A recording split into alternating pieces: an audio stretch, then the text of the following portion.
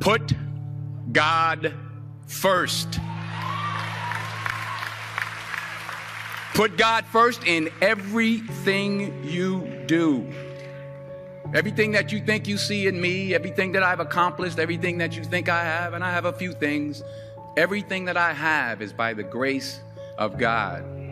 Understand that. It's a gift. I was sitting in my mother's beauty parlor, and I'm looking in the mirror, and I see behind me this woman under the dryer. And every time she looked up, every time I looked up, she was looking at me, just looking me in the eye. And I didn't know who she was, and I said, she said, somebody give me a pen, give me a pencil. I have a prophecy. March 27, 1975. She said, boy, you are going to travel the world and speak to millions of people. Now, mind you, I was flunked out of college. I'm thinking about joining the army. I didn't know what I was going to do. And she's telling me I'm going to travel the world and speak to millions of people. Well, I have traveled the world. And I have spoke to millions of people. But that's not the most important thing, the success that I had. The most important thing is that what she taught me and what she told me that day has stayed with me since. I've been protected. I've been directed. I've been corrected. I've kept God in my life and it's kept me humble. I didn't always stick with him, but he always stuck with me. So stick with him in everything you do. If you think you want to do what you think I've done, then do what I've done and stick with God. Number 2, fail big. That's right. Fail big. Today's the beginning of the rest of your life, and it can be very frightening. It's a new world out there. It's a mean world out there, and you only live once. So do what you feel passionate about. Take chances. But don't be afraid to go outside the box.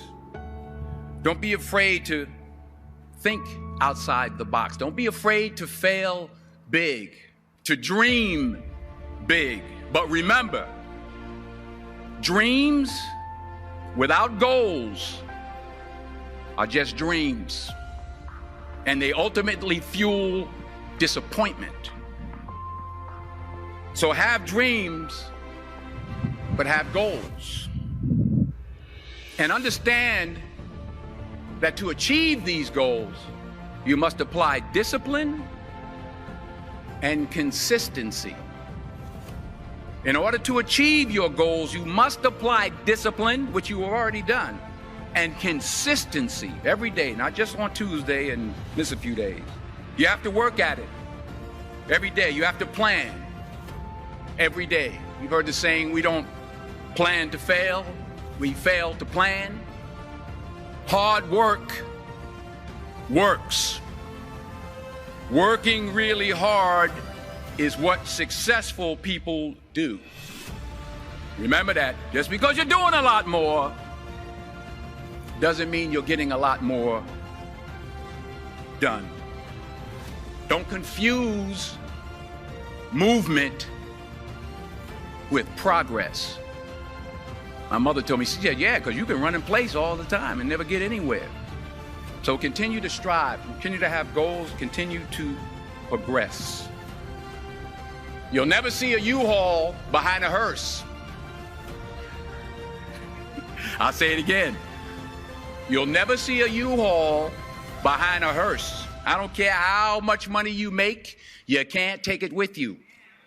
And it's not how much you have. It's what you do with what you have.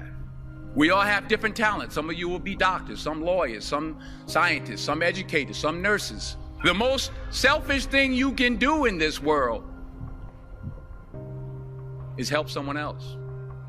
Why is it selfish? Because the gratification, the goodness that comes to you, the good feeling that I get from helping others, nothing's better than that. Nothing's better than that. Not jewelry, not big house I have, not the cars, but it's the joy. That's where the joy is, in helping others. That's where the success is, in helping others. Finally, I pray that you put your slippers way under the bed tonight. so that when you wake up in the morning, you have to get on your knees to reach them.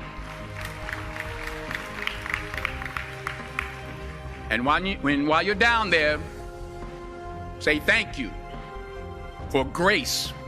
Thank you for mercy. Thank you for understanding. Thank you for wisdom. Thank you for parents. Thank you for love. Thank you for kindness. Thank you for humility. Thank you for peace. Thank you for prosperity.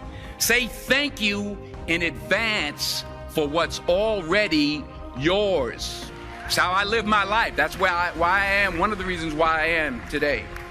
Say thank you in advance for what is already yours. True desire in the heart for anything good is God's proof to you, sent beforehand to indicate that it's yours already. I'll say it again. True desire in the heart, that itch that you have, whatever it is you want to do, that thing that you want to do to help others and to grow and to make money, that desire, that itch, that's God's proof to you, sent beforehand already to indicate that it's yours. And anything you want good, you can have. So claim it.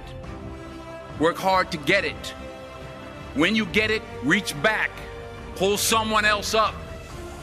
Each one, teach one. Don't just aspire to make a living.